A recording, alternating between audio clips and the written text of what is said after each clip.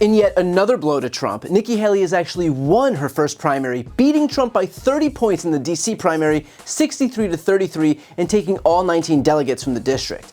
Now, I want to set expectations here. There is good news for Trump here, and there's bad news for Trump here. The good news for him is that he'll likely wrap up the nomination in the coming weeks, which, by the way, was never in doubt. No one believed that Nikki Haley would ever win the presidential nomination on the Republican side. So in that respect, nothing has changed by virtue of her taking D.C.'s primary contest. But here's the bad news for Trump. The issue here for him isn't whether he'll win the nomination. The issue is how he's winning the nomination. And the answer is that it's been a really rough road. So far, he's garnered 51% support in Iowa, 54% support in New Hampshire, 60% support in South Carolina, and 68% in Michigan. None of those are runaway wins for the guy, which is only highlighted by the fact that Joe Biden is winning his primary contest with numbers like 96%. In fact, I spoke with former Obama speechwriter and Pod Save America host Jon Favreau about how much of a blinking red light this is for Trump in this week's interview, and here's what he had to say. We're now through 4 Republican primaries. Donald Trump failed to consolidate full support in all of them. He got 51%, 54%, 60, and then 68. So how much of a blinking red light is this for him? Because like Joe Biden, he's running as the incumbent, and Joe Biden has the advantage of getting 96% support, or in this most recent one, 81% support. So these are this is an apples to apples comparison because both guys are running as the respective parties' incumbents, but one of them is getting far less numbers than the other. Yeah, we don't know, and like you said, because we are in an unprecedented situation where 2 presidents are in a rematch, which we haven't had.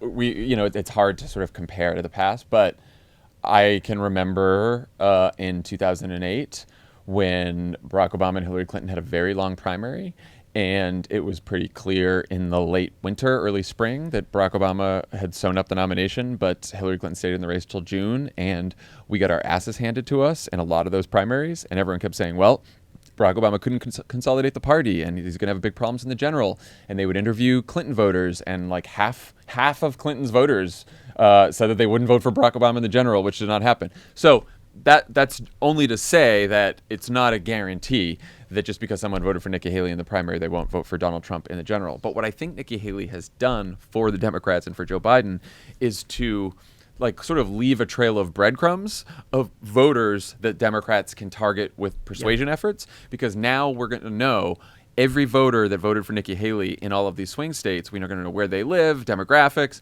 and Democrats are going to be able to make their case to those voters and spend more resources targeting those voters than we would otherwise if she hadn't run. So, and I do think for some of if you believe a lot of these polls and a lot of these exit polls, a lot of these voters that are voted for Nikki Haley are saying things like Donald Trump is not fit for office. They believe that they don't believe in the big lie. They believe that Joe Biden won the election. Some of them are saying that if he's convicted, they're not going to vote for him. And a lot of them are saying that, yes, they voted for Nikki Haley, but we will not vote for Donald Trump in the general, right? So that's a non-insignificant portion of Haley's voters have said this to exit poll. It's had this in exit polls. So, I think it's a good thing for Democrats.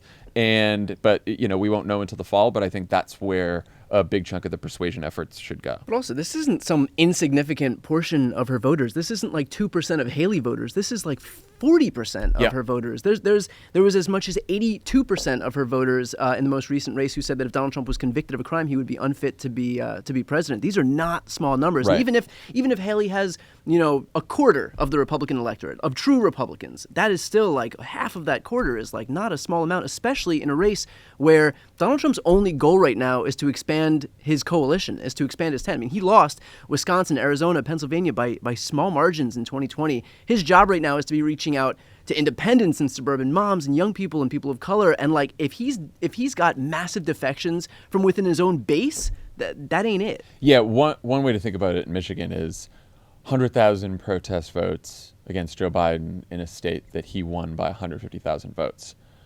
Donald Trump, basically 300,000 protest votes against Donald Trump in a state he lost by 150,000 votes. So he already needs 150,000 votes just to get even in Michigan, right? And now, in addition to the 150 he was down from 2020, another 300,000 voted for Haley instead of him, right? So that's part of the math. And of course, to watch the full interview with John, click the link right here on the screen. And to see more interviews like that one, make sure to subscribe to this channel.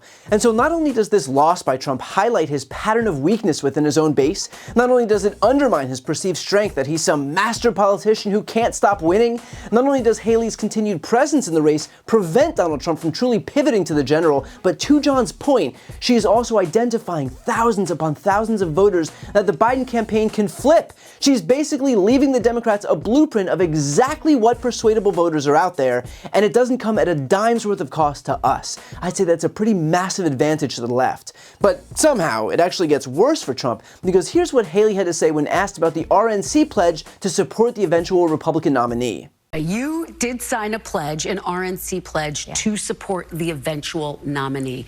Do you still feel bound by that pledge? I have always said that I have serious concerns about Donald Trump. I have even more concerns about Joe Biden. So is that a no? Are you bound by the RNC pledge? The RNC pledge, I mean, at the time of the debate, we had to take it to where would you support the nominee? And you had to, in order to get on that debate stage, you said yes. The RNC is now not the same RNC. Now it's So you're no Trump's longer bound daughter-in-law. by that pledge? No, I think I'll make what decision I want to make, but that's not something I'm thinking about. And I think that while y'all think about that, I'm looking at the fact that we had thousands of people in Virginia. We're headed to North Carolina. We're going to continue to go to Vermont and Maine and all these states to go and show people that there is a path forward. And so I don't look at what ifs. I look at how do we continue the conversation. Now, in fairness, that is politician speak where they cram in the most words they can to say as little as possible. But she's very clearly leaving the door open to not endorsing Trump in the 2024 race, which would be another boon to Democrats and Joe Biden. Which is not to say that Nikki Haley is some juggernaut on the right, but she's winning not insignificant portions of voters in these primary contests, and a number of those voters have already made clear that they are simply not interested in voting for Donald Trump. So if she ultimately refuses to endorse him, then those voters aren't given that permission structure to come home to Trump in the end. It may not feel like it, but that can have a big impact, especially considering these races are won on the margins. In a state like Georgia, for example, where Biden won by just over 10,000 votes in 2020, or Wisconsin, where Biden won by about 20,000 votes in 2020, every single ballot matters.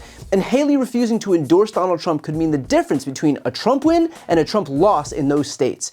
That she's actually leaving the door for that open is a blinking red light for her former boss.